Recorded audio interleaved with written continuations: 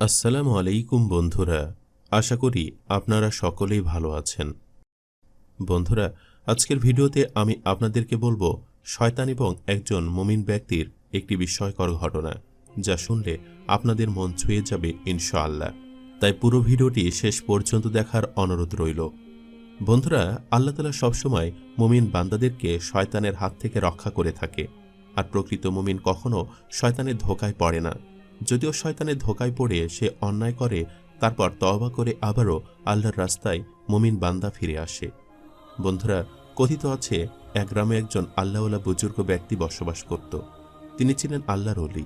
তিনি এতটাই আমল করেছেন যার ফলে আল্লাহ তাআলা তার অন্তর্দৃষ্টি খুলে দিয়েছিল, যার ফলে তিনি অদৃশ্য জিনিস দেখতে পারতেন এবং অদৃশ্য শক্তির সাথে কথা বলতে পারতেন। যেমন তিনি শয়তানকে দেখতে পারতেন এবং শয়তানের সাথে কথোপকথনও করতে পারতেন।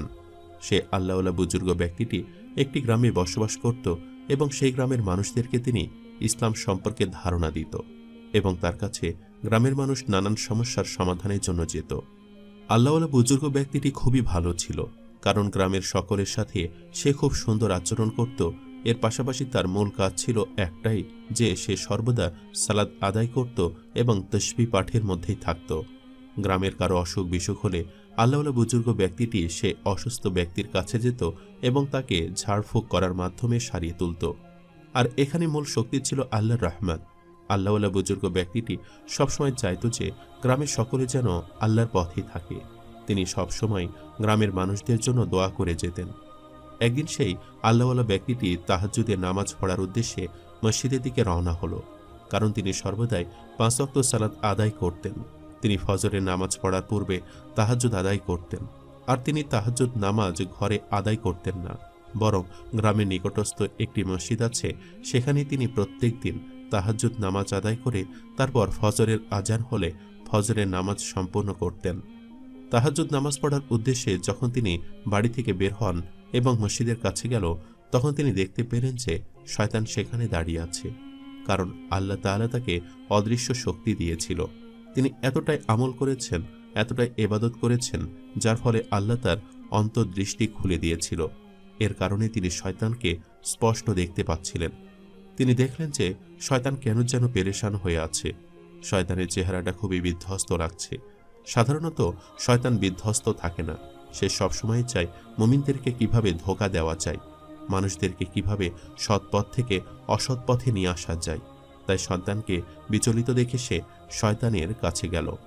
শয়তানের কাছে গিয়ে সেই আল্লাহওয়ালা বুজুর্গ ব্যক্তিটি শয়তানের উদ্দেশ্যে বলতে লাগলো, হে শয়তান, তোমার কি হয়েছে? তোমাকে এত বিচলিত দেখাচ্ছে কেন?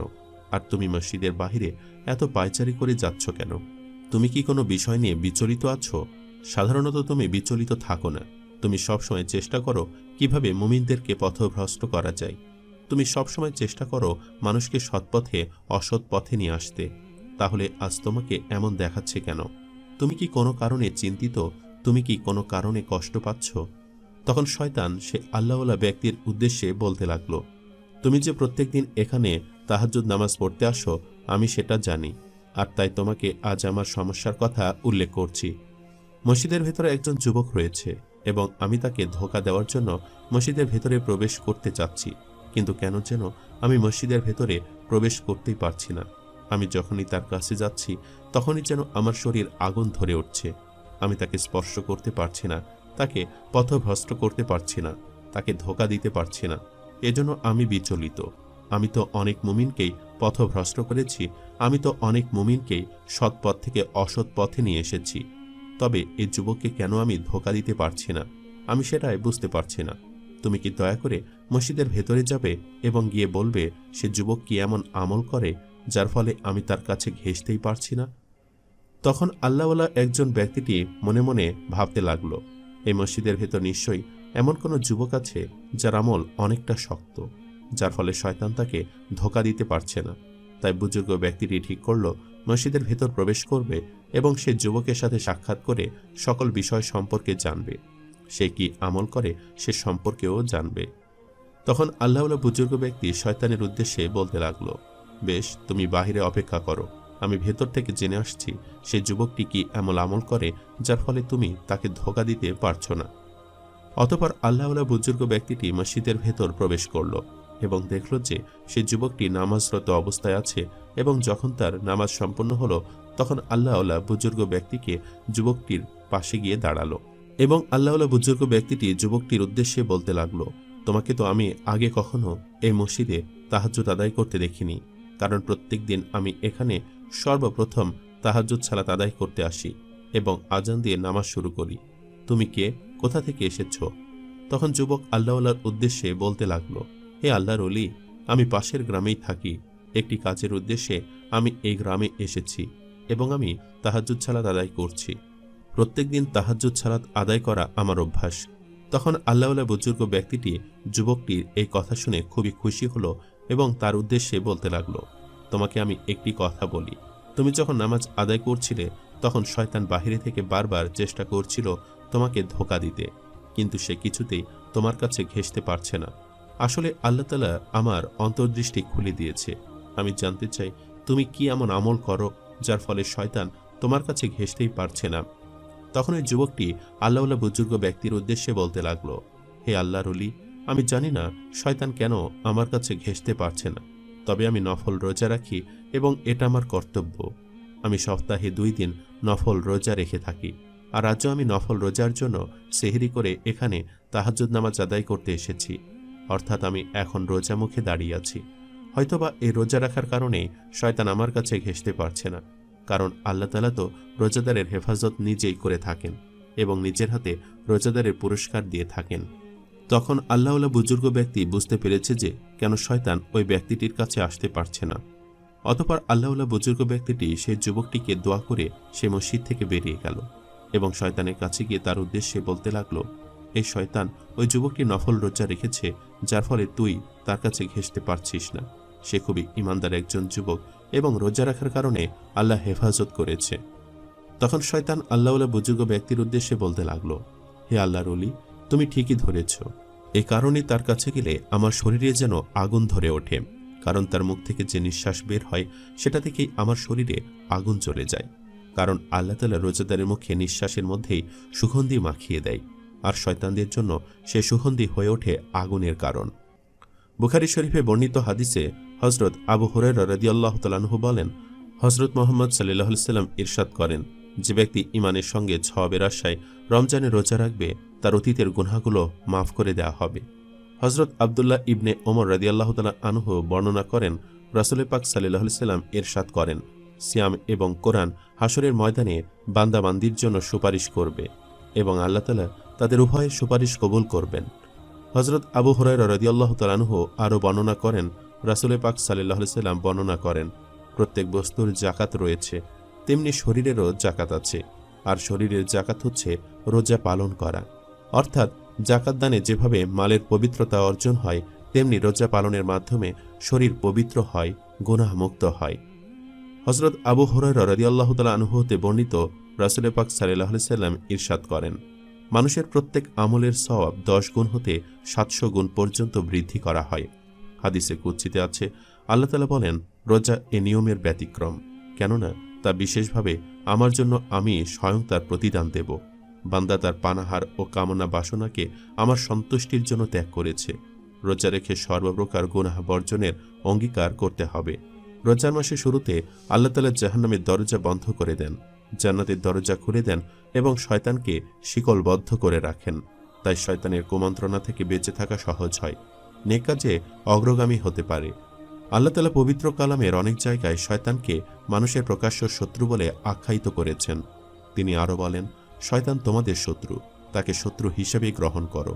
সে চায় মানুষের মধ্যে ঝগড়া বিবাদ সৃষ্টি করা, মদ ও জুয়ায় নিমগ্ন করা, মিথ্যা বলায় উদ্বুদ্ধ করা, এক কথায় খারাপ কাজে জড়িয়ে দেওয়া। তাই হাদিস শরীফে বর্ণিত হয়েছে যে ব্যক্তি রোজা রেখে মিথ্যা কথা ও তৎসংক্রান্ত কাজ পরিত্যাগ করল না, তার রোজা রাখার আমার কোনো প্রয়োজন নেই। তাই শয়তানি কার্যক্রম থেকে আমাদের বেঁচে থাকতে আল্লাহর সাহায্য কামনা করতে হবে। রোজাদারের জন্য জান্নাতের বিশেষ দরজা থাকবে। হযরত সাহল বিন সাদ রাদিয়াল্লাহু তাআলা আনহু থেকে বর্ণিত, রাসূল পাক সাল্লাল্লাহু আলাইহি ওয়াসাল্লাম ইরশাদ করেন, জান্নাতের 8টি দরজা রয়েছে, এর মধ্যে একটি দরজার নাম রায়্যান। এই দরজা দিয়ে শুধু রোজাদাররা প্রবেশ করবে, অন্যরাও এই দরজা দিয়ে প্রবেশ করতে চাইবে, কিন্তু রোজাদার ছাড়া অন্য কাউকে এই দরজা দিয়ে প্রবেশ করতে দেওয়া হবে না। বুখারী ও মুসলিম। রোজাদারের জন্য দুটি আনন্দ আছে। হযরত আবু হুরায়রা রাদিয়াল্লাহু তাআলা আনহু বর্ণনা করেন, রাসূল পাক সাল্লাল্লাহু আলাইহি সাল্লাম ইরশাদ করেন, রোজাদারের জন্য দুটি আনন্দ রয়েছে। একটি তার ইফতারের সময়, অপরটি হলো আল্লাহ তাআলার দিদার বা সাক্ষাতের সময়। হাদিসে আরও উল্লেখ রয়েছে, ইফতারের সময় দোয়া কবুলের সময়। আল্লাহ তাআলা বান্দার দোয়া কবুল করেন। আর এই সময় দোয়া হচ্ছে, আল্লাহুম্মা ইন্নী আসআলুকা বিরাহমাতিকাল্লাতী ওয়াসিআত কুল্লা শাইইন আন তাগফিরা লি যুনুবি। লাইলাতুল কদর হচ্ছে এক মনে একটি রাত, যে রাতে জেগে ইবাদত বন্দেগী করলে 1000 মাসের ইবাদতের চেয়েও উত্তম বলে পবিত্র কোরআনে উল্লেখ রয়েছে। 1000 মাসের হিসাব করলে কদরের এক রাতের ইবাদত 86 বছর 4 মাসের সমান। কিন্তু আল্লাহ তাআলা তার চেয়েও বেশি বা উত্তম বলেছেন। যে ব্যক্তি কদরের রাতে সওয়াবের আশায় ইবাদত করবে, তার অতীতের গুনাহগুলো মাফ করে দেওয়া হবে। উম্মুল মুমিনিন হযরত আয়েশা সিদ্দিকা রাদিয়াল্লাহু তাআলা আনহা বলেন, ইয়া রাসূলুল্লাহ, আমি যদি কদরের রাত্রি পাই, তাহলে আমি কি দোয়া পড়ব? আল্লাহুম্মা ইন্নাকা আফওয়ান তুহিব্বুল আফওয়া ফাফু আন্নি। এই দোয়া পড়বে। হাদিসে আছে, তোমরা রমজানের শেষ দশকের বিজোড় রাত্রিতে সবে কদর তালাশ করবে। তারাবি নামাজ। এশার সালাতের পর বিতরের আগে 2 রাকাত করে মোট 20 রাকাত নামাজ আদায় করা সুন্নাত। সম্ভব হলে খতমে তারাবি আদায় করবে। আল্লাহ তাআলা ইরশাদ করেন, ওয়া আনতুম আকিফুনা ফিল মসজিদ। তোমরা মসজিদে ইতিকাফ করো। ইতিকাফ শব্দের অর্থ নিজেকে আবদ্ধ রাখা। শরীয়তের পরিভাষায় ইতিকাফ হল মহান আল্লাহর সন্তুষ্টি ও নৈকট্য লাভের আশায় শর্ত সাপেক্ষে নিয়ত সহকারে পুরুষরা মসজিদে ও নারীরা ঘরের নির্দিষ্ট স্থানে অবস্থান করা। রমজানের শেষ দশক ইতিকাফ করা সুন্নতে মুআক্কাদায়ে কিফায়া। বিনা প্রয়োজনে অর্থাৎ গোসল, খাবার, প্রস্রাব, পায়খানা ছাড়া অন্য কোনো অজুহাতে ইতিকাফের স্থান ত্যাগ করতে পারবে না। ইতিকাফ অবস্থায় কোরআন তিলাওয়াত, জিকির, নফল নামাজ ইত্যাদিতে মশগুল থাকবে। নফল রোজা আল্লাহর নৈকট্য লাভের একটি বড় মাধ্যম। এর ফজিলত সম্পর্কে অনেক হাদিস বর্ণিত হয়েছে। রোজাকে গুনাহের কাফারা হিসাবে বিবেচনা করা হয়। রাসূল সাল্লাল্লাহু আলাইহি সাল্লাম বলেন, মানুষ নিজের পরিবার পরিজন, ধন সম্পদ, সন্তান সন্ততি ও প্রতিবেশীর ব্যাপারে যে ফিতনায় পতিত হয়, তা সালাত, সওম ও সদকার মাধ্যমে দূর হয়। রোজা রাখার অভ্যাস এবং এতে স্থির থাকা মুমিনের এক মহান গুণ। রাসূল সাল্লাল্লাহু আলাইহি সাল্লাম কোন এক সাহাবীকে বললেন, তোমাকে অবশ্যই রোজা রাখতে হবে, কেননা এর কোনো বিচার নেই। রোজা একমাত্র আল্লাহর জন্য। মহান আল্লাহর ঘোষণা রোজার মর্যাদা আরও বাড়িয়ে দিয়েছেন। হাদিসে কুদসিতে এসেছে, রোজা ছাড়া আদম সন্তানের প্রতিটি কাজ তার জন্য, কারণ এটি আমার জন্য এবং আমি এর প্রতিদান দেব। রোজার ক্ষেত্রে দুটি জিনিসকে শামিল করে, মহান আল্লাহর আনুগত্য ও অবাধ্যতা ত্যাগের ধৈর্য। এজন্য রাসূল সাল্লাল্লাহু আলাইহি সাল্লাম বলেন, রোজা ধৈর্যের অর্ধেক। রাসূল সাল্লাল্লাহু আলাইহি সাল্লাম আরও বলেন, রোজা এবং কোরআন কিয়ামতের দিন বান্দার জন্য সুপারিশ করবে। রোজা বলবে, হে রব, আমি তাকে দিনের বেলা পানাহার ও সব ধরনের কামনা বাসনা থেকে বিরত রেখেছি, তার জন্য আমার সুপারিশ কবুল করুন। আল্লাহ তাআলা নৈকট্য লাভ করার বিষয়টি প্রশস্ত, সহজ এবং কঠিন কিছুই নয়। আল্লাহ তাআলা তার আনুগত্যের দরজা বান্দার জন্য উন্মুক্ত করে দিয়েছেন, যাতে সে দুনিয়া ও আখিরাতের সন্তুষ্টি অর্জন করতে পারে। হাদিসে কুদসিতে এসেছে, আল্লাহ তাআলা বলেন, যে ব্যক্তি আমার কোনো অলির সঙ্গে দুশমনি রাখবে, আমি তার সঙ্গে যুদ্ধ ঘোষণা করব। আমি যা কিছু আমার বান্দার উপর ফরজ করেছি, তা দ্বারা কেউ আমার নৈকট্য লাভ করবে না। আমার বান্দা সর্বদা নফল ইবাদত দ্বারা আমার নৈকট্য লাভ করতে থাকবে। এমনকি অবশেষে আমি তাকে আমার এমন প্রিয় পাত্র বানিয়ে নিই যে আমি তার কান হয়ে যাই, যা দিয়ে সে শোনে, আমি তার চোখ হয়ে যাই, যা দিয়ে সে দেখে, আর আমি তার হাত হয়ে যাই, যা দিয়ে সে ধরে, আমি তার পা হয়ে যাই, যা দ্বারা সে চলে। সে যদি আমার কাছে কিছু চায়, তবে আমি নিশ্চয়ই তাকে তা দান করি। আর যদি সে আমার কাছে আশ্রয় প্রার্থনা করে, তবে অবশ্যই আমি তাকে আশ্রয় দেই। আমি কোনো কাজ করতে চাইলে তা করতে কোনো দ্বিধা করি না, যতটা দ্বিধা করি মুমিন বান্দার প্রাণ নিতে। সে মৃত্যুকে অপছন্দ করে, আর আমি তার বেঁচে থাকাকে অপছন্দ করি।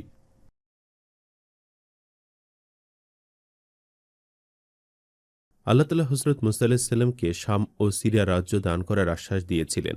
সেই মর্মে আল্লাহ তাআলা জিহাদের জন্য প্রস্তুতি নিতে আদেশ দিলেন। জিহাদে অবতীর্ণ হওয়ার পূর্বে বনী ইসরায়েলের 12 গোত্রের 12 জন নেতা বাছাই করে সেখানে প্রেরণ করতে বললেন, যাতে তারা জিহাদের স্থান, অবস্থান ও পরিবেশ সম্বন্ধে জ্ঞান অর্জন করতে পারে। অতঃপর হযরত মুসা আলাইহিস সালাম আল্লাহ তাআলার আদেশ অনুসারে বনী ইসরায়েলের 12 গোত্র থেকে 12 জন লোক বাছাই করে তাদেরকে সিরিয়ায় প্রেরণ করলেন। সেখানে গিয়ে তারা বিশালদেহী লোকদের সাথে সাক্ষাৎ পেল এবং বড় বড় ফলমূল দেখল, যা তারা কোনোদিন কল্পনাও করতে পারেনি। কথিত আছে তখন সেখানে যে আঙ্গুর উৎপন্ন হতো তার একটি আঙ্গুরই মিশরের 10 জনের খাদ্যের জন্য যথেষ্ট ছিল। উহার ওজন ছিল প্রায় কয়েক মণ। একটি আনারসের খোসার ভেতরে মিশরে 10 জন লোক বসবাস করতে পারত। একটি কলার ওজন ছিল 8-9 মণ, যা 10 জনের কম লোককে উঠাতে পারত না। সেখানকার মানুষও ছিল অত্যধিক দীর্ঘকায়। তাদের মধ্যে উজ বিন অনক নামের এক ব্যক্তি ছিল সর্বাধিক লম্বা। সে নাকি 3000 গজ লম্বা ছিল এবং সমুদ্রে তার হাঁটু পরিমাণ পানির বেশি দেখা যেত না। উজ বিন অনক ছিল হজরত আদম আলাইহিসসালামের গোত্রের। সে 3500 বছর বেঁচে ছিল। বনি ইসরায়েলের 12 জন নেতা উজের কাছে গিয়ে তাকে দেখা মাত্র ভয়ে তাদের দাঁতে খিল লেগে গেল। এত দীর্ঘ মানুষ হতে পারে তা তারা কল্পনাও করতে পারেনি। উজ তাদেরকে দেখে জিজ্ঞাসা করল, তোমরা কারা, কি জন্য এসেছ? তখন তারা বলল, আমরা বনি ইসরায়েলের লোক। আমাদের নবী হজরত মুসা আলাইহিস সালাম আমাদেরকে এখানকার অবস্থা জানার জন্য প্রেরণ করেছেন। আমরা তোমাদের সাথে জিহাদ করার জন্য আল্লাহ তাআলার কাছ থেকে আদেশ পেয়েছি, তাই জিহাদের জন্য প্রাথমিক প্রস্তুতি নিতে আমরা এসেছি। তখন উজ তার বিরাট দাঁত বের করে একটা অট্টহাসি দিল। অতঃপর 12 জন বনি ইসরায়েলকে পকেটে পুরে নিল। ওই 12 জন বনি ইসরায়েলকে নিয়ে উজ বাড়ি চলে গেল এবং তার স্ত্রীর নিকট গিয়ে তাদেরকে পকেট থেকে বের করে মাটিতে রাখল এবং তাদেরকে পিঁপড়ের মতো পিষে মারার কথা বলল। তখন তার স্ত্রী বলল, এই দুর্বল মানুষদের মেরে কোনো সুনাম হবে না। এ কাজে আল্লাহ তাআলা নারাজ হতে পারেন, তার চেয়ে এদের ছেড়ে দিয়ে দেশ ত্যাগ করার কথা বলো। তার স্ত্রী কথা মতো উজ সকলকে ছেড়ে দিল এবং বলল, এখনই এই দেশ ছেড়ে চলে যা, আর কোনোদিন যেন এখানে না দেখি। বনি ইসরায়েলের 12 জন নেতার মধ্যে ইউশা ও কালুব নামে 2 জন ছাড়া সকলে অত্যন্ত ভীত হল। সকলে দ্রুত দৌড়াদৌড়ি করে দেশে ফিরল। তারা দেশে ফিরে সকলে একমত হয়েছিল যে সিরিয়ার প্রকৃত ঘটনা হজরত মুসা আলাইহিস সালাম ও হজরত হারুন আলাইহিস সালাম ছাড়া অন্য কারো কাছে বলা যাবে না। এমনিতেই তারা জিহাদে যেতে অনিচ্ছুক, তারপরে যদি এই বৃহৎ আকারের মানুষের কথা তারা অবগত হয় তাহলে কেউ আর এই পথে পা বাড়াবে না। এই সিদ্ধান্তের পর তারা 5 দিন যাবৎ বিশ্রাম নিল।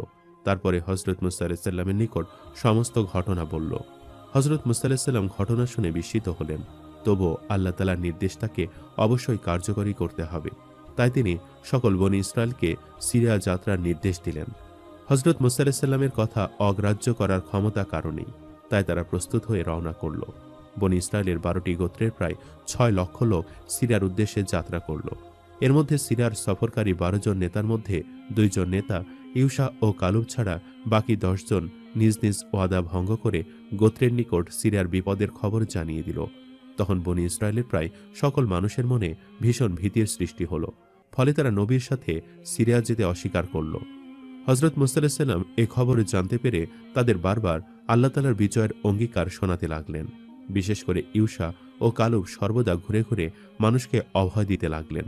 সারাদিন পথ চলার পরে রাত্রির বিরতির জন্য নবী সকলকে নিয়ে এক পাহাড়ি এলাকায় অবস্থান নিলেন। রাত্রিবেলা বনি ইসরায়েলের লোকেরা সিরিয়া যাত্রা করার বদলে মিশর অভিমুখে রওনা করল। গভীর রাত পর্যন্ত হেঁটে তারা তিহা নামক এক স্থানে উপস্থিত হল। তিহা নামক জায়গাটি ছিল ফিলিস্তিন, জর্ডান ও মিশরের মাঝখানে অবস্থিত। এর দৈর্ঘ্য ছিল 100 কিলোমিটার এবং প্রস্থ ছিল 60 কিলোমিটার। ইসরায়েলরা এই ময়দানে এসে আর সম্মুখে অগ্রসর হতে পারল না। কেমন যেন এক অবস্থা হলো। তারা সেখান থেকে হাঁটা আরম্ভ করে কয়েক ঘন্টা পরে আবার সেখানে এসে পৌঁছালো। মিশর যাত্রার উদ্দেশ্যে তারা দিবারাত্রি হাঁটতে লাগলো, কিন্তু ঘুরে ফিরে তারা একই জায়গায় এসে পৌঁছায়। সম্মুখে বা পেছনে তারা কোনো দিকে যেতে পারে না, শুধু তিহা ময়দানের মধ্যে দিবারাত্রি ঘুরতে থাকে। অনেকে মনে করল এটা হজরত মুসা আলাইহিস সালামের বদদোয়ার ফল। অতএব হজরত মুসা আলাইহিস সালামের নিকট ক্ষমা প্রার্থনা ছাড়া কোনো উপায় নেই।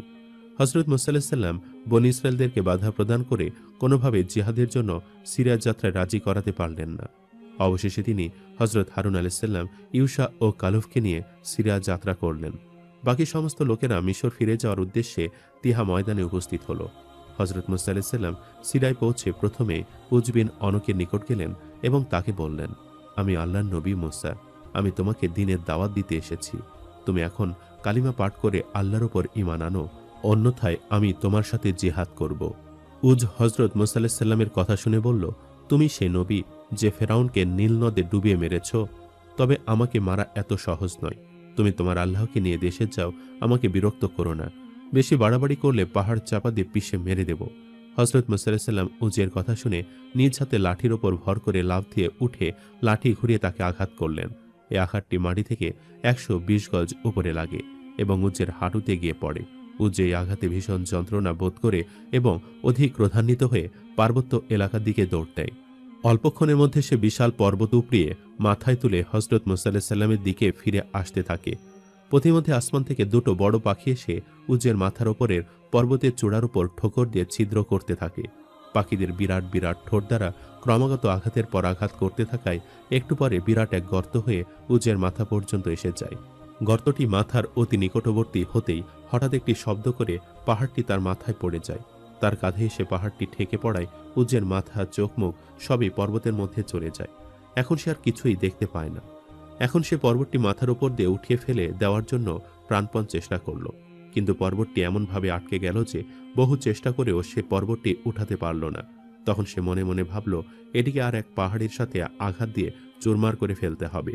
এইভাবে ভাবনা চিন্তা করে সে আস্তে আস্তে সামনের দিকে অগ্রসর হতে থাকল।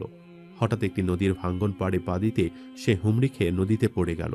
তখন তার মাথা পর্বতের ভারে পানির মধ্যে ডুবে গেল এবং পা দুটো উপরে উঠে গেল। বহু চেষ্টা চালিয়েও সে উঠতে পারল না।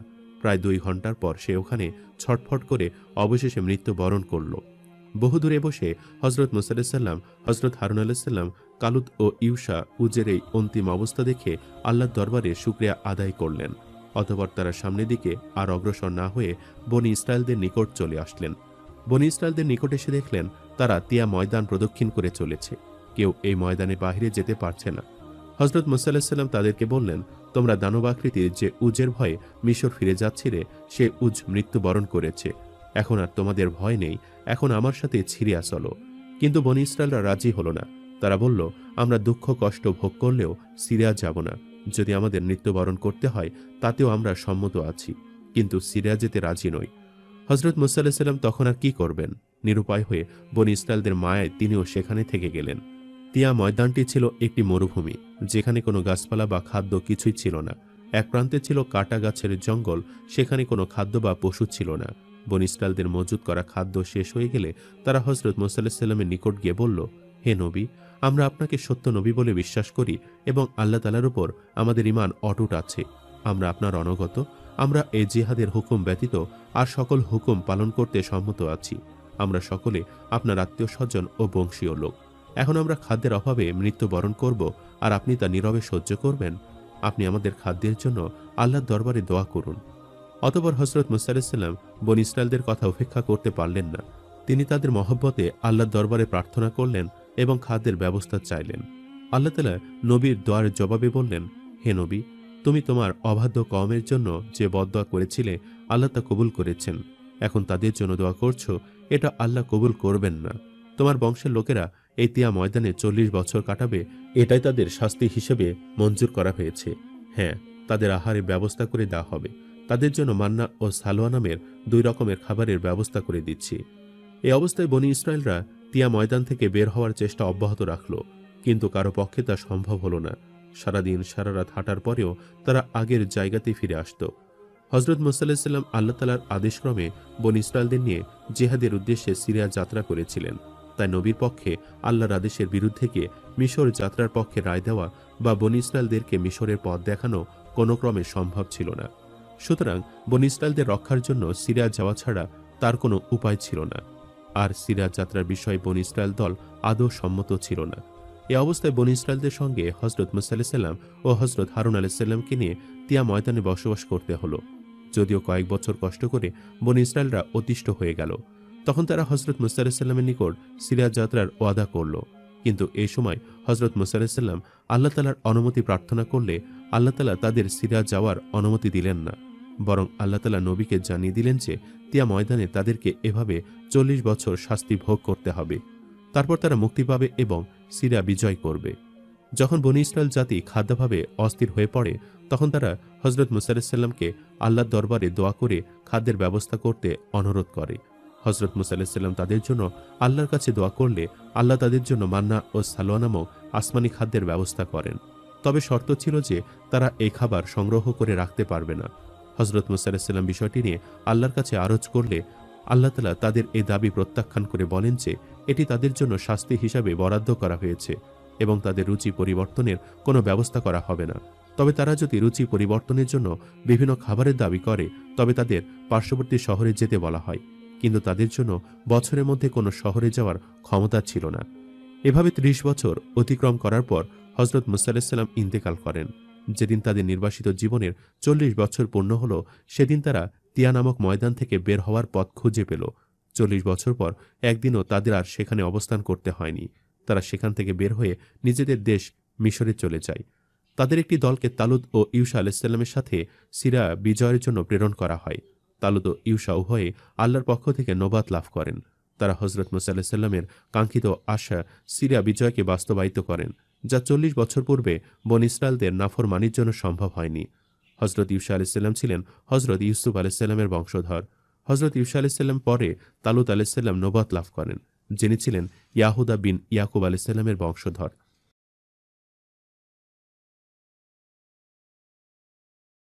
বন্ধুরা, আজকের ভিডিওতে আমি আপনাদেরকে বলবো হজরত ইউনুস আলাইহিস সালাম ও পৃথিবীর সবথেকে নেক আমল করা এক ব্যক্তির বিস্ময়কর ঘটনা। ঘটনাটি জানতে হলে অবশ্যই পুরো ভিডিওটি শেষ পর্যন্ত দেখার অনুরোধ রইল। আশা করি আজকের ভিডিওটি আপনারা অনেক উপভোগ করবেন। কথিত আছে, একবার হজরত ইউনুস আলাইহিস সালামের কাছে হজরত জিবরাইল আলাইহিস সালামকে এসে উপস্থিত হলেন। তখন হজরত ইউনুস আলাইহিস সালামের মনে আগ্রহ জাগল যে তিনি জানতে চান এই পৃথিবীর মধ্যে সবথেকে আমল করা ব্যক্তিটিকে, সে এই মুহূর্তে কোন স্থানে অবস্থান করছে। তখন হজরত ইউনুস আলাইহিস সালাম জিবরাইল আলাইহিস সালামের উদ্দেশ্যে বলতে থাকে, হে আল্লাহর ফেরেশতা জিবরাইল, তুমি তো সবসময় আমার কাছে ওহী নিয়ে নাজিল হও, তবে আজ আমি তোমার কাছে একটি বিষয় জানতে চাই।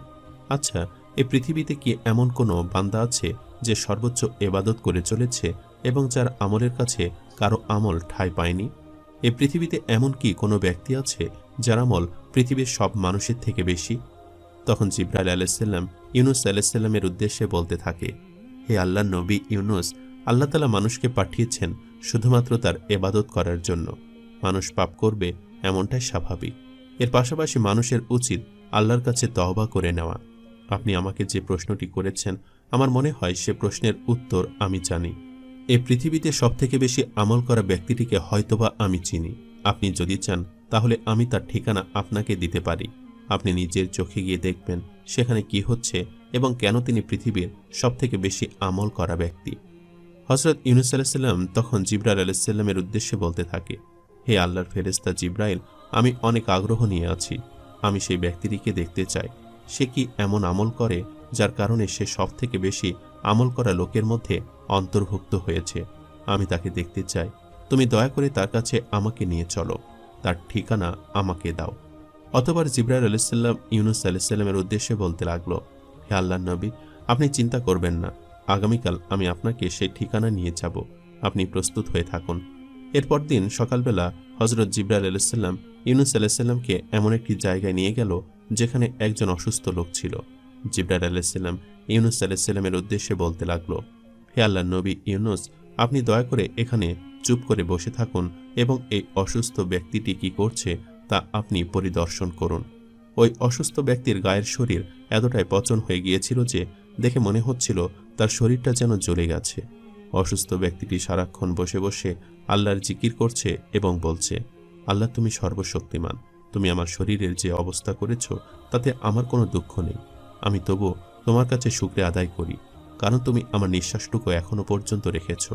তোমাকে ডাকার তৌফিক আমার এখনো আছে। তখন হজরত ইউনুস আলাইহিস সালাম দূর থেকে এই দৃশ্য দেখছিল এবং জিবরাইল ফেরেশতার উদ্দেশ্যে বলতে লাগলো, হে আল্লাহর ফেরেশতা জিবরাইল, আমি তো কিছুই বুঝতে পারছি না।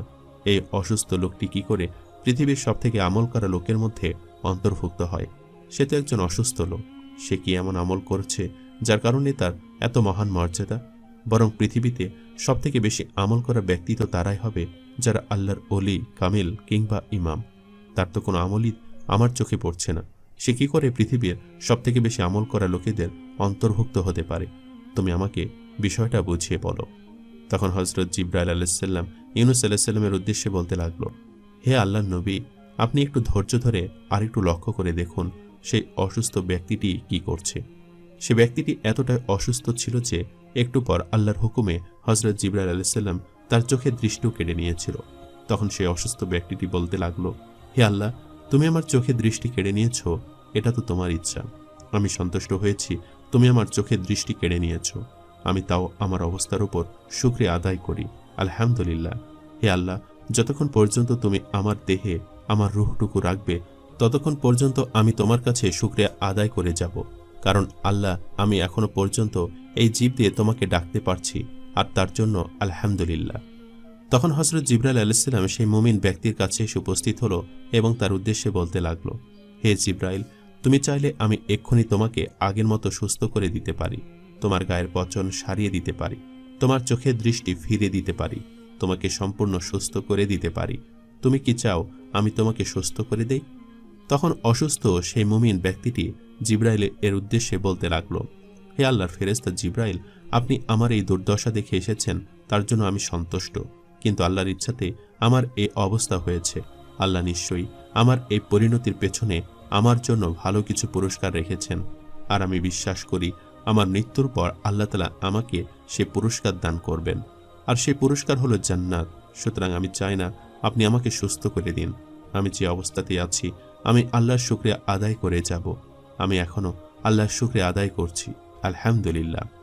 অতঃপর হযরত জিবরাইল আলাইহিস সালাম আবারও হযরত ইউনূস আলাইহিস সালামের কাছে চলে আসলো এবং তার উদ্দেশ্যে বলতে লাগলো, হে আল্লাহর নবী, এবার কি আপনি বুঝতে পেরেছেন সে কেন পৃথিবীর সবথেকে বেশি আমল করা ব্যক্তির মধ্যে অন্তর্ভুক্ত হয়েছে? দেখুন, সে যে অবস্থায় আছে সে আল্লাহর কাছে শুকরিয়া আদায় করছে, আর এর থেকে সব থেকে বড় আমল আর কি বা হতে পারে? আল্লাহ তাআলা তখনই একজন বান্দার উপর সব থেকে বেশি সন্তুষ্ট হন যখন সে তার অবস্থার উপর আল্লাহর কাছে শুকরিয়া আদায় করে, আর এটি আল্লাহ খুব পছন্দ করে। তখন হযরত ইউনূস আলাইহিস সালাম জিবরাইলের উদ্দেশ্যে বলতে লাগলো, হে আল্লাহর ফেরেশতা জিবরাইল, আমি অবশ্যই এবার পুরো বিষয়টি বুঝতে পেরেছি। সে যেহেতু শুকরগুজার, অল্পতে সন্তুষ্ট, অনেক কষ্টের পরেও সে আল্লাহর শুকরিয়া আদায় করছে, তাই সেই পৃথিবীর সবথেকে বেশি আমল করা ব্যক্তিদের মধ্যে অন্তর্ভুক্ত হয়েছে। যে ব্যক্তি তার কষ্টের সময় আল্লাহর কাছে তার অবস্থার জন্য শুকরিয়া আদায় করে, আল্লাহ তাআলা তাকে উত্তম কিছু দান করেন। শুকরিয়া হলো মূলত আল্লাহর প্রশংসা করা। আল্লাহ তাআলাকে চেনা ও জানা দ্বীনের মূলনীতি। স্বয়ং আল্লাহ তার বান্দাদের কাছে নিজের নাম ও গুণাবলীর পরিচয় দিয়েছেন। পবিত্র কোরআনে হালাল হারাম সম্পর্কিত আয়াতের তুলনায় আল্লাহর নাম, গুণাবলী ও কর্মগুলো সম্পর্কিত আয়াতের সংখ্যা অনেক বেশি।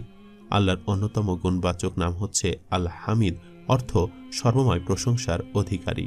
এ নামে এমন কিছু গুণ ও প্রশংসার উপকরণ রয়েছে যা তার প্রশংসনীয় হওয়ার দাবি রাখে। এমনকি যদি তিনি ছাড়া অন্য কেউ তার প্রশংসা না করে, তবুও তিনি কোরআনে এ নামের সঙ্গে পরাক্রমশালী, অভিভাবক, মহিমান্বিত, অভাবমুক্ত ও প্রজ্ঞাময় বিশেষণ যুক্ত করেছেন। আল্লাহর প্রশংসা বলতে তার প্রতি ভালোবাসা, ভক্তির সঙ্গে তার পরিপূর্ণ গুণাবলী ও সম্মানজনক বৈশিষ্ট্যসমূহ উল্লেখ করার মাধ্যমে তার গুণ কীর্তন করা এবং তার সৌন্দর্য সম্পর্কে সংবাদ দেওয়াকে বোঝায়। কাজে আল্লাহর স্বীয় সত্তার পরিপূর্ণতা ও সৌন্দর্য তার জন্য এবং তার কর্ম সৃষ্টির ওপর দয়া ও ইহসানের জন্য তার প্রশংসা করতেই হবে। স্বয়ং আল্লাহ নিজে প্রশংসা করেছেন এবং তিনি স্বীয় সত্তার প্রশংসা ও মহিমা প্রকাশ করাকে পছন্দ করেন।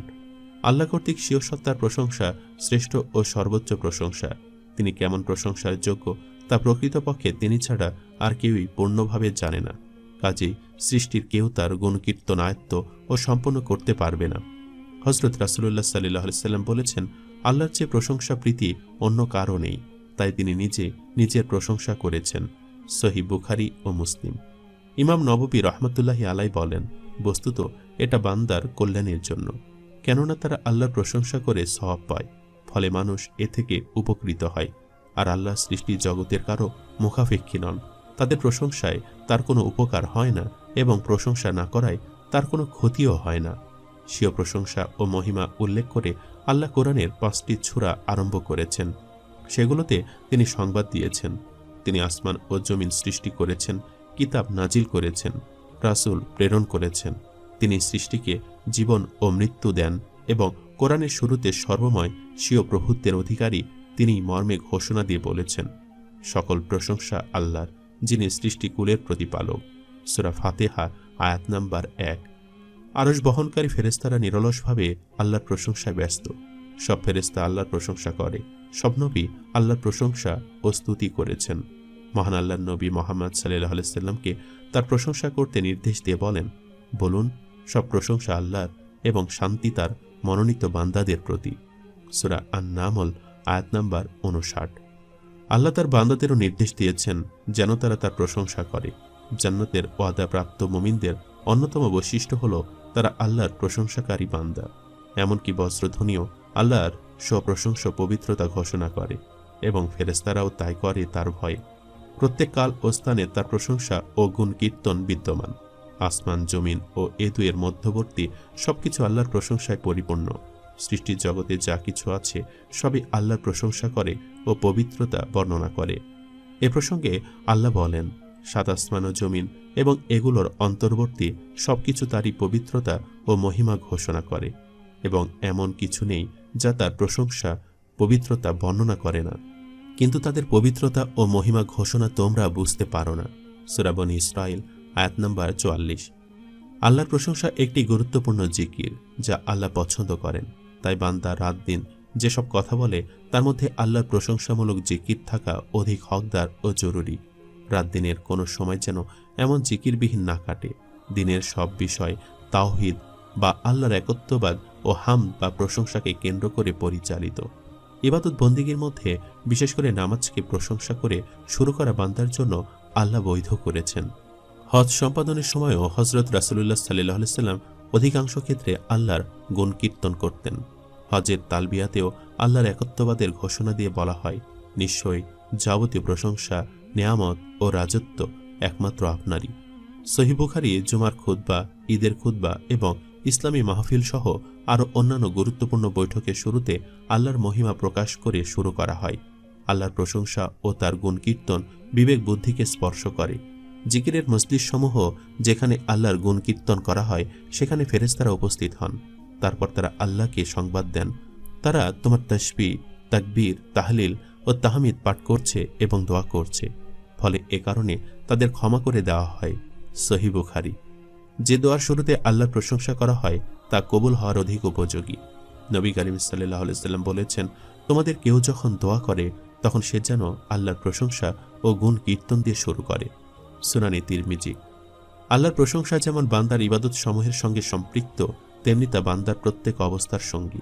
যে ব্যক্তি হামদ পাঠে নিজের জিহ্বাকে একবার নাড়াবে, এতে সে প্রতিবার তাহমিদ পাঠের বিনিময়ে ধন সম্পদ সদকা করার সমান সওয়াব পাবে। হযরত রাসূলুল্লাহ সাল্লাল্লাহু আলাইহি সাল্লাম বলেছেন, প্রতিটি তাহমিদ তথা আলহামদুলিল্লাহ বলা একটি সদকা। সহিহ মুসলিম। যে ব্যক্তি সর্বদা নিজেকে হামদ পাঠে ব্যস্ত রাখে সে সবার চেয়ে অগ্রগামী। আলহামদুলিল্লাহ মিজানের পরিমাপকে সওয়াবে পরিপূর্ণ করে দেয়, আর সুবহানাল্লাহ ও আলহামদুলিল্লাহ আসমান ও জমিনের মধ্যবর্তী স্থানকে পরিপূর্ণ করে দেয়। যেমনভাবে প্রত্যেক ভালো কাজ হামদ ও সানা দিয়ে সূচনা হয়, তেমনি তার সমাপ্তিতেও হামদ রয়েছে। যদি কেউ এমন কোনো বৈঠকে বসে যেখানে নানা রকম অহেতুক কথাবার্তা হয়, তাহলে বৈঠক ত্যাগের পূর্বে যদি বলে, হে আল্লাহ, আমি আপনার প্রশংসা সহ পবিত্রতা ঘোষণা করছি, আমি সাক্ষ্য দিচ্ছি আপনি ছাড়া সত্য কোনো মাবুদ নেই, আমি আপনার কাছে ক্ষমা চাইছি ও তওবা করছি, তাহলে উক্ত বৈঠকে যা হয়েছে তা ক্ষমা করে দেওয়া হবে। কোরআনে আল্লাহ তাআলা বারবার তার নিয়ামতের জন্য বান্দাদের শুকর আদায়ের নির্দেশ দিয়েছেন, অকৃতজ্ঞ ও নাফরমান হতে নিষেধ করেছেন। শুকর আদায় ঈমানের অংশ। কোরআনের একটি আয়াতে আল্লাহ তার বান্দাদের দুই ভাগে ভাগ করেছেন। এক অংশকে বলেছেন শাকির বা কৃতজ্ঞ, আরেক অংশকে বলেছেন কাফুর বা অকৃতজ্ঞ। মহান রাব্বুল আলামিন পবিত্র কোরআনে বলেন, আমি তাকে পথ দেখিয়ে দিয়েছি, হয় সে কৃতজ্ঞ হবে, না হয় অকৃতজ্ঞ হবে। সূরা দাহর আয়াত নাম্বার 3।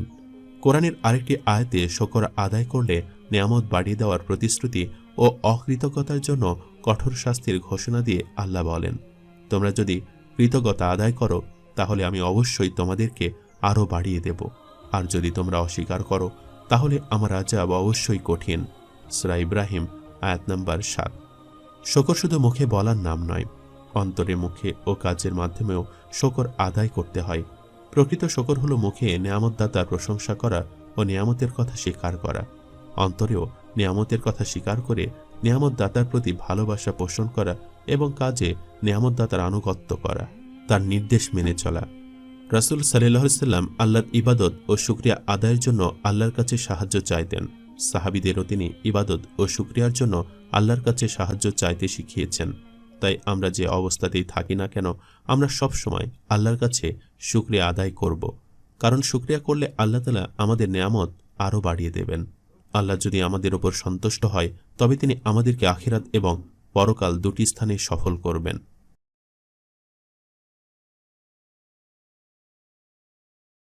3 বছর পেরিয়ে গেল। রাজা উজির সেই 4 যুবককে রাজা ভক্ত নাসরের দরবারে উপস্থিত করলেন। রাতে তখন তাদের নানা কাজের দায়িত্ব দিয়ে পরীক্ষা নিতে লাগলেন। দিনের পর দিন, বছরের পর বছর এই 4 যুবক রাজপ্রাসাদের দাস হিসাবে কাজ করে এলেন।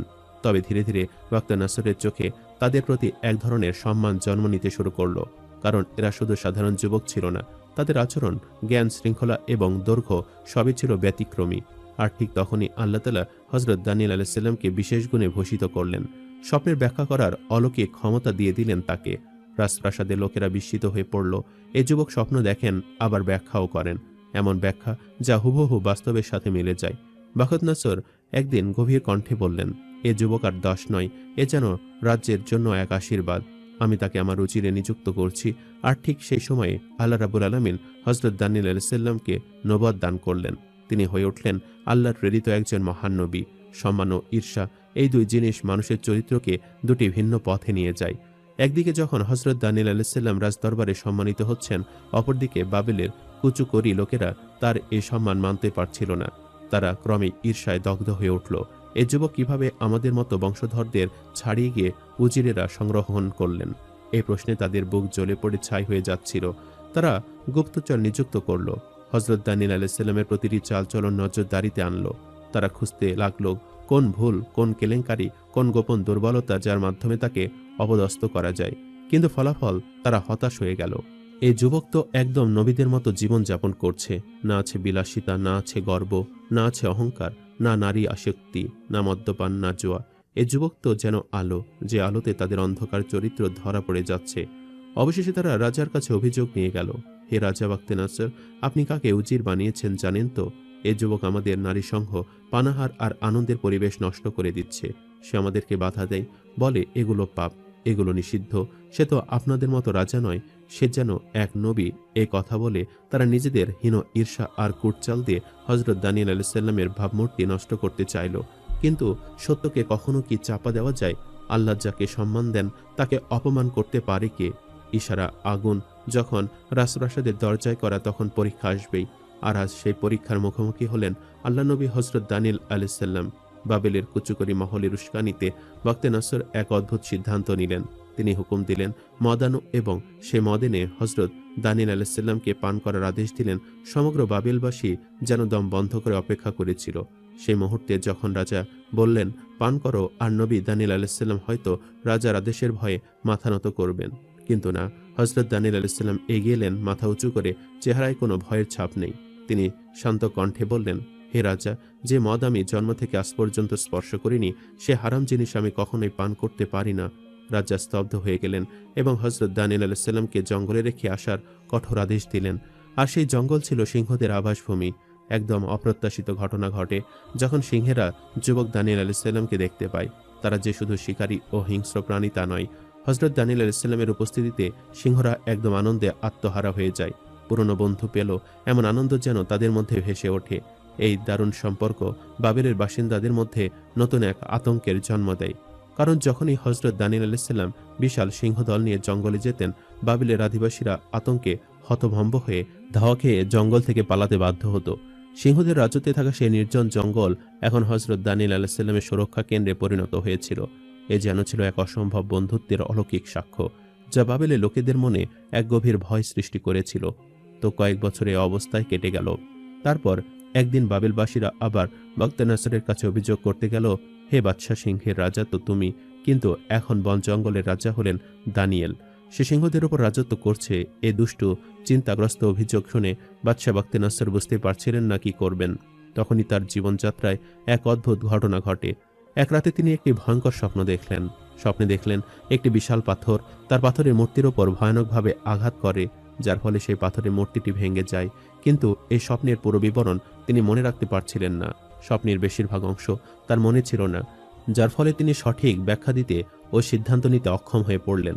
জঙ্গলের গভীর থেকে হযরত দানিয়েল আলাইহিস সালাম এসে হাজির হলেন এবং বাদশার সামনে দাঁড়িয়ে বললেন, হে বাদশাহ, আপনি যে স্বপ্নটি ভুলে গিয়েছেন আমি সেটার ব্যাখ্যা জানিয়ে দিচ্ছি আপনাকে। বাদশাহ তো হতবাক হয়ে তাকালেন। দানিয়েল আলাইহিস সালাম বিনয়ের সঙ্গে বললেন, আপনি স্বপ্নে দেখেছিলেন আপনার সেই পাথরের মূর্তি যা আপনার রাজপ্রাসাদের সামনে বিশাল গর্বের সঙ্গে দাঁড়িয়ে আছে, সে মূর্তির উপর একটি বড় পাথর এসে আঘাত করেছে আর মূর্তিটি ভেঙে পড়েছে। এ কথা শুনে বাদশাহ চিৎকার করে উঠলেন, হ্যাঁ হ্যাঁ, এটাই তো আমি ভুলে গিয়েছিলাম। ঠিক তাই, আমি সত্যি এমন এক ভয়ঙ্কর স্বপ্ন দেখেছিলাম। হযরত দানিয়েল আলাইহিস সালাম তখন বললেন, আপনি কি জানেন এই স্বপ্নের ব্যাখ্যা কি? তখন বাদশাহ বাখতিনাসর কৌতূহলী হয়ে জবাব দিলেন, না, আমি জানি না, আপনি আমাকে বলুন এর অর্থ কি। দানিয়েল আলাইহিস সালাম নম্রভাবে বললেন, এ স্বপ্নের অর্থ হলো পৃথিবীর শেষ যুগে একজন মহানবীর আগমন করবেন, যার নাম হবে মুহাম্মদ সাল্লাল্লাহু আলাইহি সাল্লাম। তিনি পৃথিবী থেকে সকল প্রকার মূর্তি সরিয়ে দেবেন। তার আগমনই হবে পৃথিবীতে মূর্তি পূজার অবসানের কারণ। এই ব্যাখ্যা শুনে বাদশাহ বাখতিনাসর অতিশয় আনন্দিত হলেন। পূর্বের সমস্ত অভিযান ভুলে গিয়ে তিনি আবারও হযরত দানিয়েল আলাইহিস সালামকে রাজপ্রাসাদে আমন্ত্রণ জানালেন। এবার আগের থেকেও বেশি সম্মান, যত্ন ও ভালোবাসা দিয়ে তাকে রাজ্যের সর্বোচ্চ মর্যাদায় অধিষ্ঠিত করা হলো। কিন্তু বাবেলি লোকেরা হযরত দানিয়েল আলাইহিস সালামের জনপ্রিয়তা ও অবস্থান সহজে মেনে নিতে পারছিল না। তারা তার হাত থেকে মুক্তি পাওয়ার জন্য নানা রকম ষড়যন্ত্র করতে লাগলো। এবার বাদশাহ বাখতিনাসরকে তার বিরুদ্ধে ফ্যাসাদ এবং বিদ্বেষ উস্কে দেওয়া তাদের জন্য সহজ কাজ ছিল না, কিন্তু অনেকবার চেষ্টা করেও তারা সফল হতে পারছিল না। অবশেষে তারা বাদশার কাছে গিয়ে অভিযোগ করল, হুজুর, আপনার যে বড় আকারের মূর্তিটা যেটাকে আমরা পূজা করি, দানিয়াল সে মূর্তির সামনে কখনো মাথা নত করে না। এই অভিযোগ শুনে বাদশাহ বাখতিনাসর অত্যন্ত রেগে গিয়ে হযরত দানিয়েল আলাইহিস সালামকে ডেকে আনলেন এবং আদেশ দিলেন, তুমি আমার মূর্তিটিকে সেজদা করো। হযরত দানিয়েল আলাইহিস সালাম নির্বিকার ও নির্ভয়ে সেই আদেশ প্রত্যাখ্যান করলেন। বাদশাহ বাখতিনাসর এই উত্তরে আরো ক্ষিপ্ত হয়ে উঠলেন। তিনি জ্বলন্ত অগ্নিকুণ্ডে হযরত দানিয়েল আলাইহিস সালামকে ফেলার নির্দেশ দিলেন। হযরত দানিয়েল আলাইহিস সালাম বললেন, আমি শুধু আল্লাহর ইবাদত করি, আর আপনি আমাকে যেখানেই ফেলেন আল্লাহ তাআলা আমাকে সুরক্ষা দিবেন। এই কথা শুনে বাদশাহ বাখতিনাসরের রাগ ও ঘৃণা চূড়ান্ত পর্যায়ে পৌঁছালো এবং তিনি তাকে অগ্নিকুণ্ডে নিক্ষেপ করলেন। এরপর বাদশাহ বাখতিনাসর হযরত দানিয়েল আলাইহিস সালাম ও তার সঙ্গে হযরত হাজর আলাইহিস সালামকে আগুনে পুরো দৃশ্য দেখতে বাহিরের সিংহাসনের সামনে অপেক্ষা করতে লাগলেন। কিন্তু আগুনের মধ্যে স্পষ্ট দেখতে পেলেন যেখানে দুজনকে ফেলা হয়েছিল সেখানে তিনজন উপস্থিত ছিলেন। তৃতীয় ব্যক্তির দেহবর্ণ ও চেহারা বাকি দুজনের থেকে সম্পূর্ণ আলাদা ছিল। অনেকক্ষণ অপেক্ষা করেও আগুন তাদের পোড়ার কোনো চিহ্ন দেখা গেল না, বরং আগুনের ভেতরে তারা স্বাচ্ছন্দ্যে কথা বলছিলেন। অবশেষে বাদশাহ বাখতিনাসর হুকুম দিলেন, অগ্নিকুণ্ডে পানি ছিটিয়ে দাও এবং তাদেরকে আমার সামনে নিয়ে আসো। তখন বাখতিনাসর প্রশ্ন করলেন, আমি তোমাদের দুজনকে আগুনে ফেলেছিলাম, কিন্তু আগুনের মধ্য থেকে আমি তিনজনকে দেখতে পেলাম। তৃতীয় ব্যক্তি কে ছিলেন? হযরত দানিয়েল আলাইহিস সালাম উত্তরে বললেন, ওই তৃতীয় ব্যক্তি ছিলেন একজন ফেরেশতা। এই কথা শোনার পর বাদশাহ বাখতিনাসর অবাক হয়ে গেলেন এবং ঘোষণা করলেন, আজ থেকে কেউ হযরত দানিয়েল আলাইহিস সালাম সম্পর্কে মন্দ কথা বলার অধিকার পাবে না, আর হযরত দানিয়েল আলাইহিস সালাম চিরকাল আমার সঙ্গেই থাকবেন। এই ঘটনা ঘটার পর অনেক বছর কেটে যায়। হযরত দানিয়েল আলাইহিস সালাম ছিলেন জালেম অত্যাচারী বাদশাহ বাখতিনাসরের যুগের। সে সময় হযরত দানিয়েল আলাইহিস সালাম ও তার সঙ্গীগণ বাখতিনাসরের সবচেয়ে ঘনিষ্ঠজন ও সম্মানিত ব্যক্তি ছিলেন। এজন্য ইহুদার তার প্রতি হিংসা হয়। সে বাখতিনাসরকে হযরত দানিয়েল আলাইহিস সালামের বিরুদ্ধে প্ররোচিত করে এবং তার কুৎসা বর্ণনা করে এবং বলে যে দানিয়েল যখন পানি পান করেন তখন প্রস্রাব নিয়ন্ত্রণ করতে পারেন না। বাখতিনাসরের কাছে অভ্যাসটি ছিল খুবই লজ্জাস্কর। তাই সে এই বিষয়ের বাস্তবতা পরীক্ষা করার জন্য একটি উপায় বের করে এবং সে অনুযায়ী এক বিরাট আয়োজন করে। সে সকলকে সমবেত হওয়ার জন্য দাওয়াত করে। সে তার দারোয়ানকে বলে দেয় যে তুমি দেখতে থাকো খাবার গ্রহণের পর কে সর্বপ্রথম প্রস্রাব করতে বের হয়। যে বের হয় তাকে কুড়াল দ্বারা হত্যা করবে, আর যদি সে নিজেকে বাখতিনাসর বলে দাবিও করে তাহলে তার কথা শুনবে না এবং তাকে বলবে যে তোমাকে হত্যা করার জন্যই বাখতিনাসর আমাকে নির্দেশ দিয়েছেন। ঘটনাচক্রে অনুষ্ঠান শেষে বাখতিনাসরই প্রস্রাব করার জন্য সর্বপ্রথম বের হয় এবং প্রস্রাব নিয়ন্ত্রণ করতে ব্যর্থ হয় এবং দারোয়ান দেখামাত্র তাকে হযরত দানিয়েল আলাইহিস সালাম মনে করে অন্ধকারে তার উপর হামলা চালায়। বাখতিনাসর চিৎকার করে বলতে থাকে, থামো থামো, আমি বাখতিনাসর। দারোয়ান বলল, তুমি মিথ্যাবাদী। বাখতিনাসরই আমাকে নির্দেশ দিয়েছেন তোমাকে হত্যা করতে। অতঃপর দারোয়ান কোড়ালের আঘাতে তাকে হত্যা করে। ভাগ্যের পরিহাস, বাখতিনাসর নবী হযরত দানিয়েল আলাইহিস সালামকে হত্যার জন্য নিজের যে দারোয়ানকে নিয়োজিত করেছিল সে দারোয়ানের হাতে সে নিহত হয়। বাখতিনাসর তার রাজত্বকালে নিষ্ঠুর অত্যাচার নির্যাতন চালিয়ে অসংখ্য লোকের প্রাণ হরণ করে। ইতিহাস তার সাক্ষ্য বহন করে। বহুরূপী এ জালেম বাদশাহ বাবিলে যে অকথ্য নির্যাতন চালায় ইতিহাসে তার বিস্তার লিপিবদ্ধ রয়েছে। বাবেল শহরের শাসক বাখতে নসরের মৃত্যুর পর হজরত দানিয়েল আলাইহিসসালামের হাতে বাবেলের শাসনভার এসে পৌঁছায়। তখন আল্লাহ তাআলা তার প্রতি ওহী পাঠান, তুমি তোমার নবুয়তের সমস্ত গোপনীয়তা তোমার পুত্রকে সমর্পণ করো এবং তাকে তোমার খলিফা প্রতিনিধি বানাও। এরপর হজরত দানিয়েল আলাইহিসসালাম আল্লাহর হুকুম অনুযায়ী কাজ করেন। কিছুদিন পর হজরত দানিয়েল আলাইহিসসালামের মৃত্যু হয়। বিভিন্ন রেওয়ায়েত থেকে জানা যায়, দানিয়েল আলাইহিসসালাম একবার আল্লাহর উদ্দেশ্যে বলেন, হে আল্লাহ, মুসা নবীর মতো আমি চাইব না, অন্য নবীদের মতো আমি আবদার করব না, কারণ ওদের আবদার তুমি কবুল করনি, কিন্তু আমি এমন একটা দরখাস্ত করব, এটা তোমার কবুল করতে হবে। দানিয়েল আলাইহিসসালাম আল্লাহর উদ্দেশ্যে বলেন, হে আল্লাহ, আমার ইন্তেকালের পর আমার লাশটিকে তুমি পচিও না, তোমার কুদরতে সংরক্ষণ করে রেখো, আর শেষ নবীর কোনো একজন উম্মতের হাতে আমার কাফন দাফন করিও। শেষ নবীর কোনো একজন উম্মতের হাতে আমারে কাফন দাফন করিয়ে দিও। হে আল্লাহ, আমার এই আবদারটা কবুল করবে তো? আল্লাহ বলে যাও, এই আবদার আমি কবুল করলাম। এজন্য শেষ নবী হাদিসে ভবিষ্যৎবাণী করেছেন, ইরাক যখন বিজয় হবে, আমার একজন সাহাবীকে সে দানিয়েল পয়গম্বরকে লাশটা পাবে, রাজদরবারে লাশটা পাবে। দানিয়েল পয়গম্বরে সে লাশটাকে আল্লাহ তার কুদরতে হেফাজত করে রাখছেন এবং আমার একজন সাহাবীর হাতে তার কাফন দাফন জানাজা হবে। আবু মুসা আশআরী রাদিয়াল্লাহু তাআলা আনহু নবীর একজন সাহাবী ছিলেন। তার নেতৃত্বে ইরাক বিজয় হলো। বিভিন্ন রেওয়ায়েত থেকে জানা যায়, ইরাক বিজয় করার পর আবু মুসা আশআরী রাদিয়াল্লাহু তাআলা আনহু বলেন, ইরাক বিজয় করার পর আমি সবার আগে রাজদরবারে ঢুকলাম, কারণ নবীজির ভবিষ্যৎবাণী আমার মনে আছে। আমি দানিয়েল পয়গম্বরের লাশটা খুঁজতে লাগলাম, কোথায় সে লাশ, কারণ আবার নবীর ভবিষ্যৎবাণী মিথ্যা হতে পারে না। নবী নিজের থেকে কিছুই বলেন না, যা বলেন আল্লাহর পক্ষ থেকে বলেন। এরপর সেই সাহাবী দানিয়েল আলাইহিসসালামের লাশটা খুঁজতে শুরু করলেন, আর পেয়ে গেলেন গভীর থেকে গভীর ভেতরে, একটা রহস্যময় কক্ষের ভেতরে। নবীর সাহাবী আবু মুসা আশআরী রাদিয়াল্লাহু তাআলা আনহু তিনি গিয়ে সেই কক্ষে ঢুকলেন। ঢুকে দেখেন একটা কফিন, কফিনের পাশে একজন বৃদ্ধ মানুষ। মানুষটা এত বৃদ্ধ ছিল যে তার চুল দাড়ি সব সাদা হয়ে গিয়েছে, এমনকি তার চামড়াটা পর্যন্ত ঢিলা হয়ে আছে। তিনি গিয়ে জিজ্ঞেস করলেন, এই কফিনটা কার? বৃদ্ধ মানুষটা বলছে, পয়গম্বর দানিয়েল আলাইহিসসালামের। আবু মুসা আশআরী রাদিয়াল্লাহু তাআলা আনহু বলেন, আমি দুনিয়াতে কোনোদিন এত আনন্দিত হইনি। ওই দিন আমি যত আনন্দিত হয়েছি, যতটা আমি খুশি হয়েছি, কারণ ওই মুহূর্তে আমি বুঝেছিলাম আমার চোখে আমি আল্লাহর জমিনে দুইজন পয়গম্বরকে নিজের চোখে দেখছি, একজন আমার নবী, আরেকজন দানিয়েল আলাইহিসসালাম।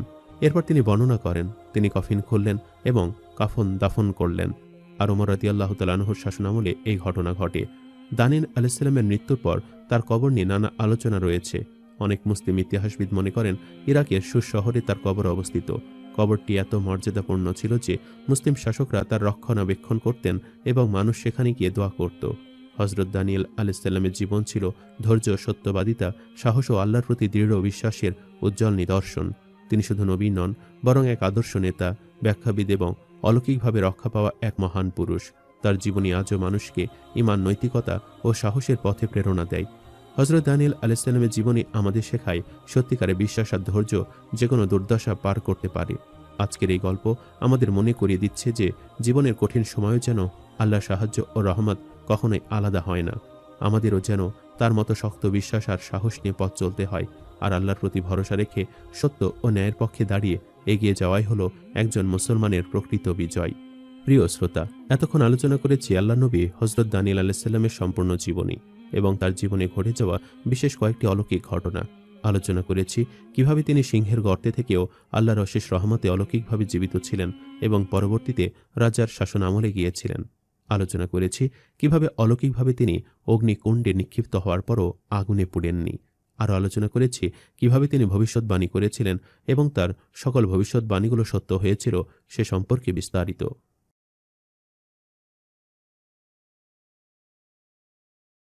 আজকের ভিডিওতে আমি আপনাদের সামনে উপস্থাপন করতে চলেছি হজরত শ্যামুয়েল আলাইহিসসালামের অলৌকিক ঘটনা, তাই এই ভিডিওটি শেষ পর্যন্ত দেখার অনুরোধ রইল। হজরত শ্যামুয়েল আলাইহিসসালাম ছিলেন বনি ইসরায়েলদের একজন নবী। তিনি ছিলেন হারুন আলাইহিসসালামের বংশধর। হজরত শ্যামুয়েল আলাইহিসসালামের জীবনের অলৌকিক ঘটনার মধ্যে অন্যতম অলৌকিক ঘটনাটি ছিল তার জন্মের ঘটনা। ঐতিহাসিকগণ বর্ণনা করেন যে গাজা ও আসকালান এলাকার অধিবাসী আমালিকা সম্প্রদায় বনি ইসরায়েলের ওপর বিজয় লাভ করে।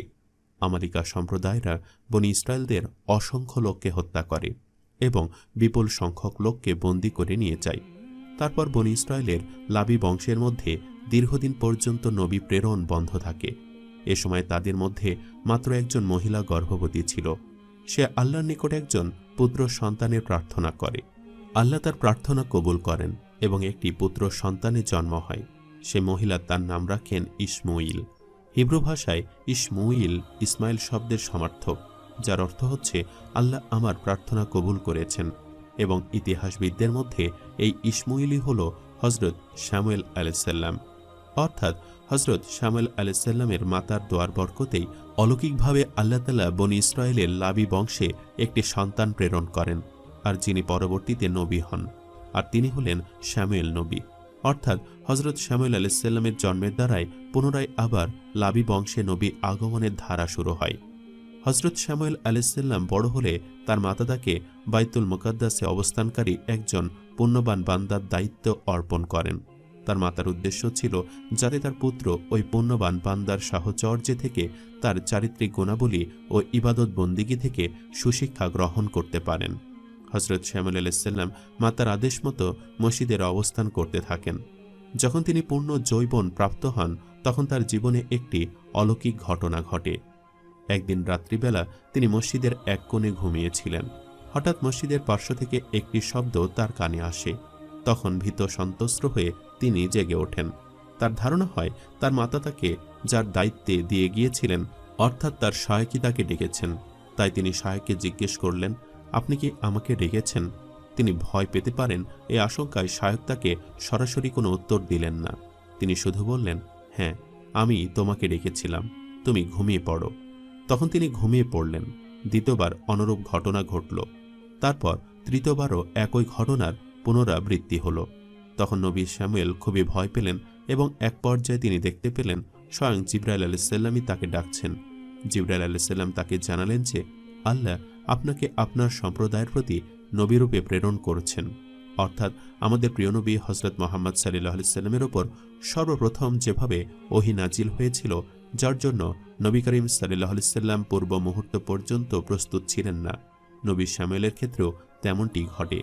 এই পুরো বিষয়টি ছিল হজরত শামুয়েল আলাইহিস সালামের জন্য এক অলৌকিক ঐশ্বরিক বিষয়। হজরত শামুয়েল আলাইহিস সালাম যখন নবুয়ত লাভ করেন, তখন তার সম্প্রদায়ের সাথে তার আরেকটি অলৌকিক ঘটনা ঘটে। আর সেই অলৌকিক ঘটনাটি ছিল হজরত শামুয়েল আলাইহিস সালামকে আল্লাহ তাআলা বনী ইসরায়েলদের জন্য রাজা নিযুক্ত করার অলৌকিক বেশ কিছু নির্দেশনা দেন। কোরআন মাজিদে আল্লাহ তার বিবরণ দিয়েছেন।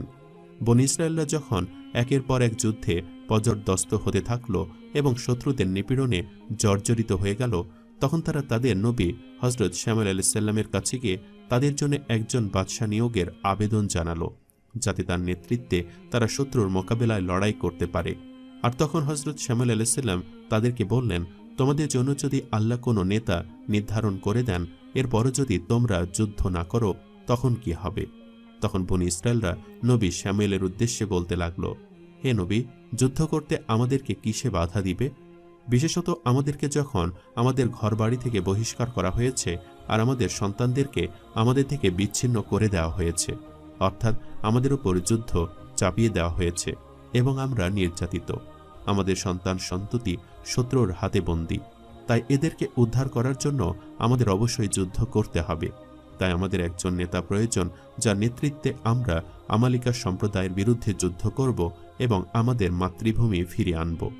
তখন আল্লাহ তাআলা অলৌকিকভাবে ওহীর মাধ্যমে হজরত শামুয়েলকে জানিয়ে দেয় যে বনী ইসরায়েলদের মধ্যে তালুত নামের এক ব্যক্তি, যাদের নেতা হবে, তার নেতৃত্বেই আমালিকাদের বিরুদ্ধে তাদের যুদ্ধ করতে হবে। তখন তাদের নবী শামুয়েল তাদেরকে বলল, আল্লাহ তালুতকে তোমাদের জন্য বাদশা নিযুক্ত করেছেন। এই তালুত ছিল বিমিয়ামিনের বংশধর এবং তালুতের পেশা ছিল তিনি চামড়া পাকা করার কাজ করতেন। তার এই পেশার জন্যে বনী ইসরায়েলের লোকজন নবীকে বলল, এ কেমন করে হয়? আমাদের ওপর বাদশাহ হওয়ার তার কি অধিকার আছে? রাষ্ট্র ক্ষমতা পাওয়ার ক্ষেত্রে তার চেয়ে আমাদেরই অধিকার বেশি। সে তো কোনো বড় ধনী ব্যক্তিও নয়। মূলত দীর্ঘদিন যাবৎ বনী ইসরায়েলের লাউ শাখা থেকে নবী এবং আহুস শাখা থেকে রাজা বাদশাহ হওয়ার প্রচলন চলে আসছিল। এবার তালুত যখন বিমিয়ামিনের বংশধরদের থেকে রাজা মনোনীত হলেন, তখন তারা অপছন্দ করল এবং তার নেতৃত্ব সম্পর্কে কটাক্ষ করতে আরম্ভ করল।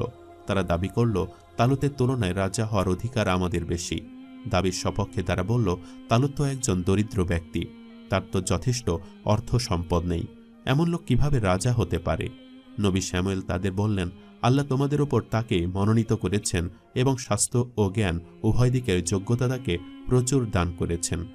কথিত আছে, আল্লাহ শ্যামুয়েল নবীকে ওহির মাধ্যমে জানিয়েছিলেন যে বনি ইসরায়েলের মধ্যে যে ব্যক্তি নবীর শ্যামুয়েলের হাতে থাকা লাঠির সমান দীর্ঘকায় লম্বা হবে এবং যার আগমনে নবী শ্যামুয়েলের কাছে রক্ষিত শিং এর মধ্যে রাখা পবিত্র তেল উথলে উঠবে, সে ব্যক্তি হবে তাদের রাজা। এরপর বনি ইসরায়েলের লোকজন এসে উক্ত লাঠির সাথে নিজেদেরকে মাপতে থাকে, কিন্তু তালুত ব্যতীত অন্য কেউই লাঠির মাপে টিকেনি। তিনি নবীর নিকট উপস্থিত হতে শিংয়ের তেল অলৌকিকভাবে উথলে উঠতে থাকে। তখন নবী শ্যামুয়েল এই অলৌকিক বিষয় পরিদর্শন করে আল্লাহর অলৌকিক ওহির অনুযায়ী তালুতকে সেই তেল মাখিয়ে দিলেন এবং বনি ইসরায়েলের রাজা হিসেবে ঘোষণা দিলেন। তিনি তাদেরকে বললেন, আল্লাহ তাকে তোমাদের জন্য মনোনীত করেছেন এবং তিনি তাকে জ্ঞানে ও দেহে সমৃদ্ধ করেছেন। নবী শ্যামুয়েলের পরে তালুতই ছিলেন বনি ইসরায়েলের মধ্যে সর্বাধিক জ্ঞানী ও সুদর্শন ব্যক্তি এবং মহান রাব্বুল আলামিন হযরত শ্যামুয়েল আলাইহিসসালামকে পূর্ব থেকে বেশ কিছু অলৌকিক দিক নির্দেশনা দিয়ে রেখেছিলেন, যাতে করে নবী শ্যামুয়েল বুঝতে পারেন যে তালুতই পারবে বনি ইসরায়েলদেরকে আমালিকা সম্প্রদায়ের হাত থেকে রক্ষা করতে। এবং পরবর্তীতে যুদ্ধের মাধ্যমে এ তালুতই আমালিকা সম্প্রদায়ের হাত থেকে বনি ইসরায়েলদেরকে রক্ষা করে এবং বনি ইসরায়েলদের পূর্ব রাজত্ব ফিরে আনে। অর্থাৎ এখানে শ্যামুয়েল আলাইহিসসালামের ভবিষ্যৎবাণী সত্য হয়। হযরত শ্যামুয়েল আলাইহিসসালামের অলৌকিক দোয়ার কারণেই আল্লাহ তাআলা বনি ইসরায়েলদেরকে রক্ষার জন্য তালুতকে রাজা বানানোর অলৌকিক নির্দেশনা শ্যামুয়েলকে দিয়েছিলেন এবং হযরত শ্যামুয়েল আলাইহিসসালাম সে অলৌকিক নির্দেশনা পেয়ে তালুতকে রাজা করেন এবং বনি ইসরায়েলদেরকে তাদের পূর্বের রাজত্ব ফিরিয়ে দেন। আর এই পুরো ঘটনাটি আল্লাহ তাআলা পবিত্র কোরআনে উল্লেখ করেছেন। আল্লাহ বলেন, তুমি কি মুসার পরবর্তী বনি ইসরায়েলের প্রধানদেরকে দেখোনি? তারা যখন তাদের নবীকে বলেছিল, আমাদের জন্য এক রাজা নিযুক্ত করো যাতে আমরা আল্লাহর পথে যুদ্ধ করতে পারি। সে বলল, এমন তো হবে না যে তোমাদের প্রতি যুদ্ধের বিধান দেওয়া হলে তখন আর তোমরা যুদ্ধ করবে না। তারা বলল, আমরা যখন নিজেদের আবাসভূমি ও সন্তান সন্ততি থেকে বহিষ্কৃত হয়েছি তখন আমরা আল্লাহর পথে কেন যুদ্ধ করব না? তারপর যখন তাদের প্রতি যুদ্ধের বিধান দেওয়া হলো তখন তাদের অল্প সংখ্যক ব্যতীত সকলে নিজেদের ওয়াদায় থাকল না এবং আল্লাহ জালিমদের সম্বন্ধে সবথেকে বেশি ভালো জানেন। এবং তাদের নবী তাদেরকে বলেছিল, আল্লাহ তালুতকে তোমাদের রাজা করেছেন। তারা বলল, আমাদের ওপর তার রাজত্ব কী রূপে হবে যখন আমরা তার অপেক্ষা কর্তৃত্বের অধিক হকদার এবং তাকে প্রচুর ঐশ্বর্য দেওয়া হয়নি? নবী বলল, আল্লাহ অবশ্যই তাকে তোমাদের জন্য মনোনীত করেছেন এবং তিনি তাকে জ্ঞানে ও দেহে সমৃদ্ধ করেছেন। আল্লাহ যাকে ইচ্ছা তার রাজত্ব দান করেন এবং আল্লাহ প্রাচুর্যময় প্রজ্ঞাময়। আর তাদের নবী তাদেরকে বলেছিল, তার রাজত্বের নিদর্শন এই যে তোমাদের নিকট সেই তাবৃত আসবে যাতে তোমাদের প্রতিপালকের নিকট হতে চিত্ত প্রশান্তি এবং মুসা ও হারুন বংশীয়গণ যা রেখে গিয়েছে তার অবশিষ্টাংশ থাকবে। ফিরিস্তাগণ তা বহন করে আনবেন। তোমরা যদি মুমিন হও তবে অবশ্যই তোমাদের জন্য এতে নিদর্শন আছে। তারপর তালুত যখন সৈন্যবাহিনী সহ বের হলো সে তখন বলল, আল্লাহ এক নদী দ্বারা তোমাদের পরীক্ষা করবেন। যে কেউ সে নদী থেকে পান করবে সে আমার দলভুক্ত নয়, আর যে কেউ তার স্বাদ গ্রহণ করবে না সে আমার দলভুক্ত। তারপর অল্প সংখ্যক ব্যতীত তারা তা থেকে পান করল। সে এবং তার সঙ্গী ইমানদারগণ যখন তা অতিক্রম করল তখন তারা বলল, জালুত ও তার সৈন্যবাহিনীর বিরুদ্ধে যুদ্ধ করার মতো শক্তি আজ আমাদের নেই। কিন্তু যাদের প্রত্যয় ছিল আল্লাহর সাথে তাদের সাক্ষাৎ ঘটবে। তারা বলল, আল্লাহর হুকুমে কত ক্ষুদ্র দল কত বৃহৎ দলকে পরাভূত করেছে। আল্লাহ ধৈর্যশীলদের সাথে রয়েছেন। তারা যখন যুদ্ধের উদ্দেশ্যে জালুত ও তার সৈন্যবাহিনীর সম্মুখীন হল তখন তারা বলল, হে আমাদের প্রতিপালক, আমাদের ধৈর্য দান করো, আমাদের অবিচলিত রাখো এবং কাফির সম্প্রদায়ের বিরুদ্ধে আমাদেরকে সাহায্য দান করো। সুতরাং তারা আল্লাহর হুকুমে তাদেরকে পরাভূত করল। আল্লাহ তালুতকে রাজত্ব এবং হিকমত দান করলেন এবং যা তিনি ইচ্ছা করলেন তা তাকে শিক্ষা দিলেন। আল্লাহ যদি মানবজাতির এক দলকে অন্য দল দ্বারা প্রতিহত না করতেন তবে পৃথিবী বিপর্যস্ত হয়ে যেত। কিন্তু আল্লাহ জগৎ সমূহের প্রতি অনুগ্রহশীল। সূরা বাকারা আয়াত 246 থেকে 251। অধিকাংশ মুফাসসিরের মতে এই আয়াতে যাদের ঘটনা বর্ণিত হয়েছে যিনি তাদের নবী ছিলেন তিনি হলেন নবী শামুয়েল আলাইহিসসালাম। অর্থাৎ নবী শামুয়েল আলাইহিসসালামের জীবনের প্রথম অলৌকিক ঘটনা ছিল তার জন্মের ঘটনা। অর্থাৎ তার মায়ের দোয়ার বরকতেই তিনি দুনিয়াতে আগমন করেন এবং তার জীবনে দ্বিতীয় অলৌকিক ঘটনাটি ছিল জিবরাইল আলাইহিসসালামের মাধ্যমে ওহী প্রাপ্ত হয়ে তার নবুয়ত লাভের ঘটনা এবং তার জীবনের সবথেকে বড় অলৌকিক ঘটনাটি ছিল আল্লাহর থেকে অলৌকিক দিক নির্দেশনা পেয়ে বনী ইসরায়েলদের জন্য তালুতের রাজা হিসেবে নিযুক্ত করার ঘটনা। আল্লাহ তাআলা সকল নবী এবং রাসূলদের উসিলায় আমাদের উত্তম হেদায়েত দান করুক, আমিন। সম্মানিত দর্শক, ভিডিওটি আপনাদের কাছে কেমন লেগেছে তা আমাদের কমেন্ট করে অবশ্যই জানাবেন আর সবাই আমাদের সাথেই থাকবেন। আজ তাহলে এই পর্যন্তই। আপনারা ভালো থাকবেন, সুস্থ থাকবেন। আল্লাহ হাফেজ।